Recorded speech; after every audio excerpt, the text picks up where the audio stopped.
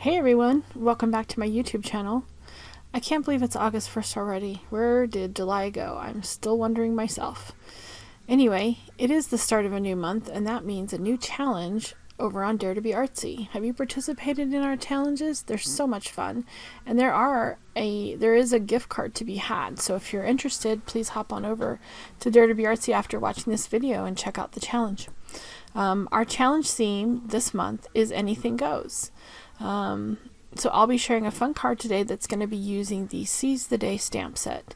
This is an adorable stamp set that features some snorkeling manatees and has this adorable little octopus, and it also comes with some little shell images and a package. It's super cute. I honestly don't think I actually have any other stamp sets like this in my craft stash, and I just couldn't get over how cute the octopus was, so I had to have it. Anyway, I have already stamped my images onto some 110-pound cardstock using the Totally Black ink from Dare to Be Artsy. I really like this ink because it's Copic friendly, of course, so it is perfect for coloring with alcohol markers, and you won't get any streaking or anything like that, so it's perfect for coloring with alcohol markers. I am going to be coloring today's images with my Chroma flagship markers. These are alcohol markers. They're very similar to Copics, and they actually come in several. The sets come in several different sizes. I managed to have 3 of the larger sets, which I think is the complete collection, and I'm not actually sure how many are in the set, but I like the little acrylic cases that they come in because they're super portable, so I can pull them out and put them on my desk and sort through colors. Unfortunately, I don't have them swatched, but so you'll see me testing those on my cardstock, just trying to decide what kind of colors I'm going to use. I also did break out my color wheel. This card, I'm using a lot of blue and yellow in my background, which you'll see a little bit later.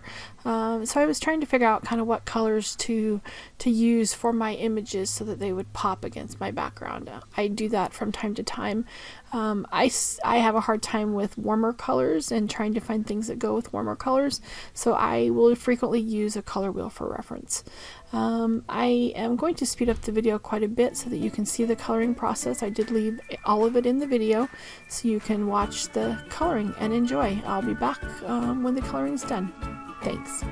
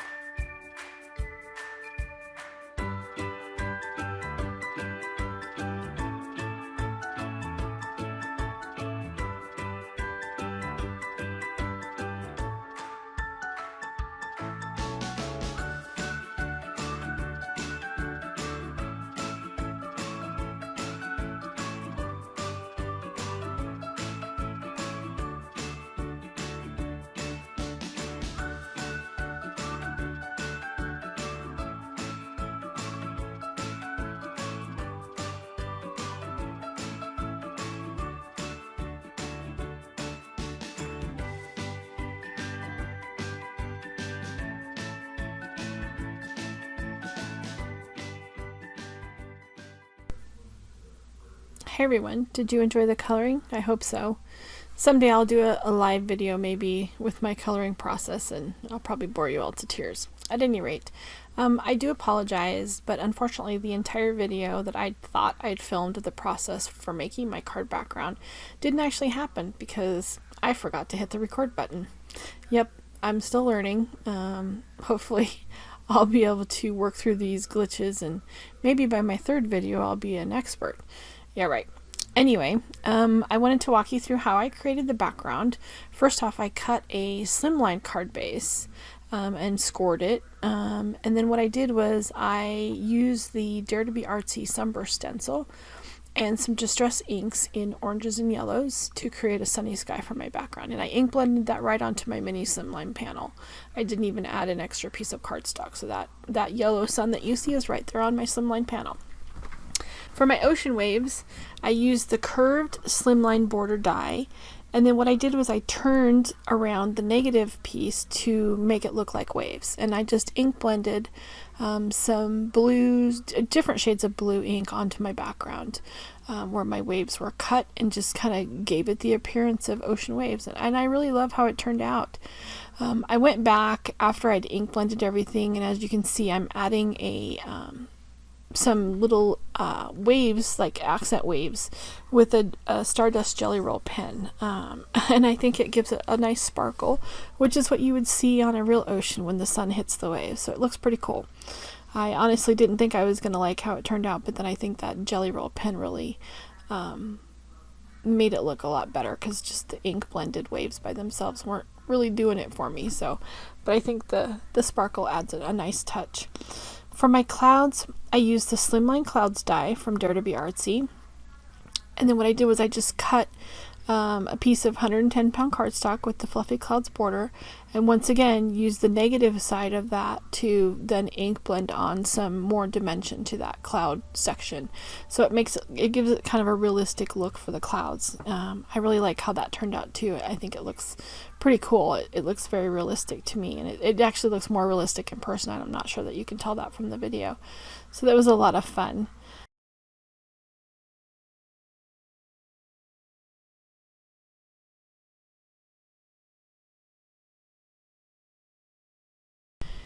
Next, I'm just using some 3M dimensional foam, and I am adding that to the back of my waves panel. The first waves panel, I just added some regular adhesive to the back of it, and I stuck it directly to my card panel. The second wave, I did use the dimensional foam to give it a little bit more dimension and pop it up. I also added dimensional foam to the back of my clouds, and I generally don't adhere these right away. Sometimes I'll play around with placement just to make sure it's going to work before I take the release paper off. See here, I'm checking to see how my manatee and my octopus are going to look. Once I'm okay with how they look on the card, I will go ahead and take the release paper off the back of everything and stick it to my card panel. That way I can make any last minute changes I need to make. I'm also trying to figure out what I'm going to use for my sentiment from the Seize the Day set. Once I have everything in place, I go ahead and add my dimensional foam to my images as well once I'm decided where I'm going to place them on my card. So for my manatee, again, I just use regular old adhesive to that, and I stuck him directly to the back of my card panel. My octopus I will pop up with dimensional foam, so he'll be in the foreground of the card. I just can't get over how cute that little octopus is. I was so excited to put him on my card panel. I love the way he turned out with the blue and purple colors that I used for him. Not obviously your traditional octopus colors, but I think he looks good. Anyway, now I'm playing around with my sentiment and seeing where I'm going to put it on my card panel. I decided to use the You're One of a Kind sentiment from this set, and I stamped and heat embossed that onto some white cardstock with some Hero Arts Buttercup Yellow embossing powder, and I die cut that with a Slimline Flag die. It's a sentiment strip die, and then I'm just trying to figure out where I'm going to put that on my card panel. Sorry, it's out of frame here, but you'll get to see here in a minute. I adhered that to some yellow cardstock with some regular adhesive, and then I did add a little bit of liquid glue over that just to make sure that they stay attached to each other so that that doesn't come apart. And now I'm trying to figure out where I'm going to put that on my sentiment. I don't know if anybody else struggles with that, but you've ink blended or watercolored or colored your images, and it's hard to figure out where you're going to put that sentiment on the card. Ultimately, I did decide to put that in the lower right hand corner, and I'm going to use a bit more dimensional foam here. Just add that to the back of my little flag strip. And then I'll get it popped up on my card panel. Removing the release tape from that. And I'm going to pop it up down here in the lower right. I never stick my adhesive down right away. I always try to make sure it's straight on my card panel before I actually press it. I am really bad about getting things lined up straight, so I never press until I have it lined up. Not sure if anybody else has that problem as well. I think it's a common crafter problem. Once I get it straight, then I just press it in place. And next I am adding some little tiny gemstones to the card front. These are 2mm gemstones that I actually purchased off of Etsy. And once I've got them placed pretty much on my card, I just use a gem picker to pick up those little gemstones, rhinestones, and I glue those with a tiny bit of liquid glue to the front of my card panel. And I think I did use some blue, yellow, and just crystal gems here, so they kind of coincide with the sections of my card. Kind of helps the color pop on the crystals. And they turned out really good. I really like those. And that's my card panel for today. And I do have some additional information to share with you. Oh, and I went back and I added some Tonic Nouveau shimmer to the little manatees swim shirt to get a little extra sparkle. I always need extra sparkle. But I think it turned out good. Next up, I wanted to share a little quick look at the new stamps that were released from Dare to Be Artsy for their holiday collection. This first set is called Deck the Halls and features these awesome retro ornaments as well as the little modern looking trees. And some great sentiments in this set as well. I love the Deck the Halls with bowls of frosting. It's very cute. You make some unique cards with those. And then we have the Scandinavian Songbird set. This set is just gorgeous. I love the cute little birds in it. And I love that happy birthday sentiment with the two different font types, the serif and then the cursive font. And the beauty of this set is that it also comes with you can order the coordinating die, and the coordinating die cuts out this flower cluster. So you can do a lot of things with that as well. So I'm excited to play with this set. It'll be a lot of fun.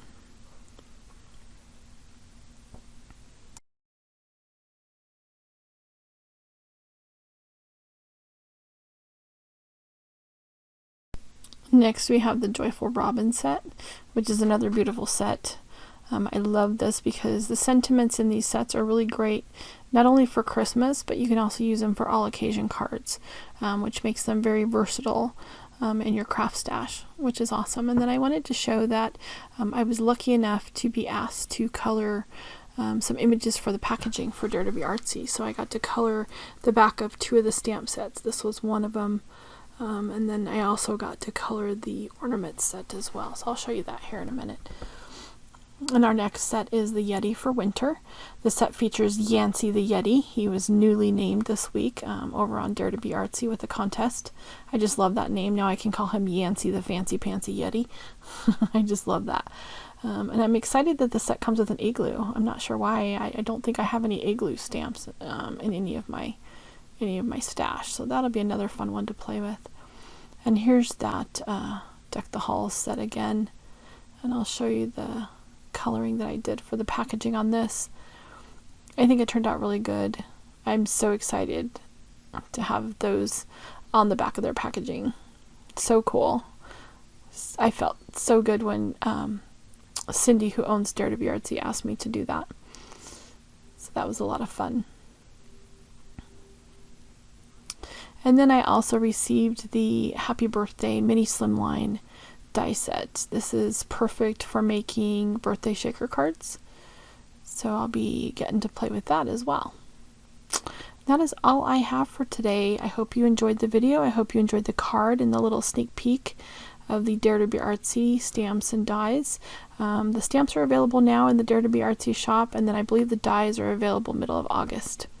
If you enjoyed this, please click the subscribe button for more videos. Thanks so much. Bye.